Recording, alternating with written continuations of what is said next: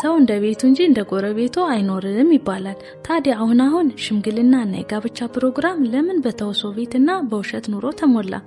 የሰው ቤት ተከራይቶ የሰው ሶፋና መኪና አምጥቶ ቤተሰብና የትዳር አጋርን በውሸት ማሳመን እና የውሸት ማንነት መገንባት ማህበራችን እንዴት እየበላው እንዳለ ልብ ብላችሁታል? ሰዎች የራሳቸውን እውነተኛ አቅም እና ማንነት በመደበቅ ለጊዜያዊ ታይታ ሲሉ ብቻ ውሸት ውስጥ መዘፈቃቸው ትዳርን ከመሰረቱ እየመረዘው ይገኛል። ዛሬ በዚህ ቪዲዮ በውሸት እና በተውሶ ቃል የሚጀመር ትዳር የሚያስከትለውን ከባድ አደጋና ይህንን ጎጅ ልማድ ለማስቀረት የሚረዱን 3 ወርቃማና ጠቃሚ መፍትሄዎችን ይዤላችሁ መጥቻለሁ።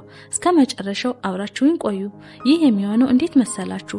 በህይወት ውስጥ ሰዎች ምን ይሉኛል በሚል ስጋትና በራሳቸው አለመተማመን ሲመሩ የውሸት ኑሮ መገንባት ይጀምራሉ። እውነተኛ ማንነታችን እና ደህንነታችን ወይም ያለንበትን አቅም ሰዎች አይቀበሉንም ከሚል ፍርሃት የተነሳ የሌሎችን ንብረት ተውሶ ማሳየት ይቀናቸዋል።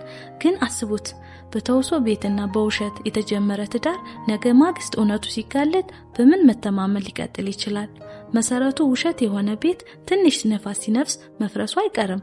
ታዲያ ከዚህ ከባድ ማህበራዊ አዙሪት እንዴት መውጣት እንችላለን?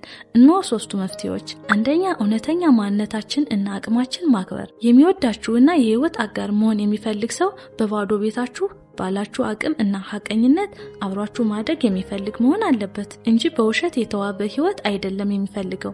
የሰው ዕቃ እናንተ ፈጽሞ አይወክላችሁም። ሁለተኛ፣ ለታይታ ከሚደረግ ውድድር መውጣት። ትዳር የህይወት ዘመን የቁም ጉዞ እንጂ ለሰዎች ማህበራዊ ሚዲያ እና እይታ የሚታይ የአንድ ቀን ፊልም ስራ አይደለም። ለታይታ ብላችሁ የእድሜ ልክ እውነተኛ ሰላማችሁን እና ጸጥታችሁን አታጥፉ።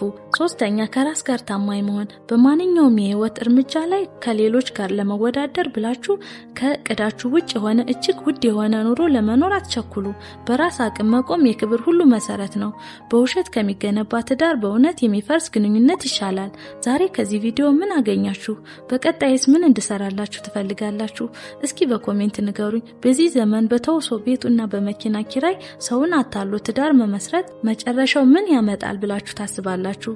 አእምሮን የሚያነቁ አዳዲስ የስነ ልቦና ትምህርቶችን በየቀኑ ለማግኘት ንቁ አእምሮን አሁኑን ሰብስክራይብ ያድርጉ።